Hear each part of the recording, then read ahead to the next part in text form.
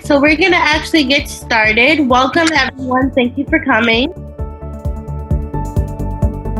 So we're going to bake along. We're going to make some zucchini muffins and some zucchini chips. And the reason I chose zucchini is because zucchini is in season. We're going to be doing some in-season cooking. When we pick fruits or veggies that are in season, they taste better. They have more nutrient dense to them. They're healthier, they're better, they're fresher. They haven't traveled across the country. And because they're low in calories, they're full of antioxidants. Have you guys ever heard that word antioxidant? It's that stuff that people talk about in our skincare. It's the stuff that we talk about when we drink things like iced tea or coffee or things like that. It's what helps keep our skin glowing. It's what helps our blood get stuff to our bodies better, helps oxygenate us. Why don't you lay that grater on your bowl so that way you don't knock it over and you don't cut your fingers? Be careful of your fingers. Make sure you kind of like choke up a little like this so we protect our fingers. We don't want our secret ingredient in our muffins to be you. This might not look like a river to you right now, but we're going to explain to you why we think it's cool and why we think it also represents what's going on in the river. I'm Tatiana.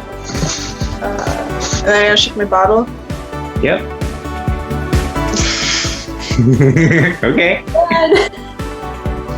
So we're all gonna watch each other shake each other's bottles, but we also want to look at the bottle. So if you look at my bottle, it's already it's definitely not clear, but a lot of the stuff's on the bottom. But if you look at Tati's bottle, hers is all cloudy still. So something's happening over time. In geology, called the law of superposition, which is just a really fancy way of saying when you have horizontal layers, the ones that are at the bottom are the oldest. So you can picture like a book, right? And if you have a book, let's say we deposited this, and then this one was deposited first, so it's the oldest. Then you have a second one that goes on top, and then this one's younger, and you just keep going like that, right? So that's exactly what we're seeing here. And so that was an awesome observation to see that what was on the bottom was there first, and then stuff just kept coming on top of it. And I think you guys will have a really good time. I want to get you flying some stuff today. So what I'm going to do is give you a little overview, a little video to start, and then we'll talk about all those great pieces that are in your kit. And we're going to build a really nice flying glider and teach you along the way a little bit about how planes work. Is that good? Everyone want to give a nod if that works for you? Good? Okay. We're going to talk a little bit in the beginning right now about how planes fly, how they work. We're going to build your glider with the hot glue and all the parts you have. Surprisingly, we're going to talk about safety. And you wouldn't think, well, it's that dangerous, but things that fly through the air can hit people in the eye or things like that. So we're going to talk about that a little bit. And then we're going to do a test flight and wrap up. We're going to put glue on the top, right along the top of the wood, right over the other stabilizer, but on the wood. So I'm going to put a line of glue right there.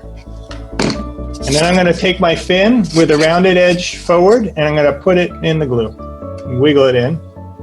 And then I'm going to look at it from the back and make sure, like I don't want it tipped over or anything. I want it nice and straight. Nice and straight and tall, right? Here it is from the back. It's a little tilted, but luckily the glue doesn't dry right away, so I can bend it and just get it perfect. And there it is. So do you guys want to do that step? This is a very special plane because you can change both the balance point by sliding it forward and back, and you can change the angle. You can make the wing steeper, you can make it flatter, you can turn it. And by playing with those things, you'll find a sweet spot where it flies really, really well.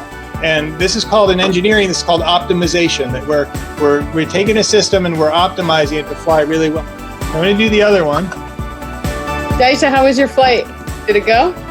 Yeah, it actually worked pretty well. Awesome.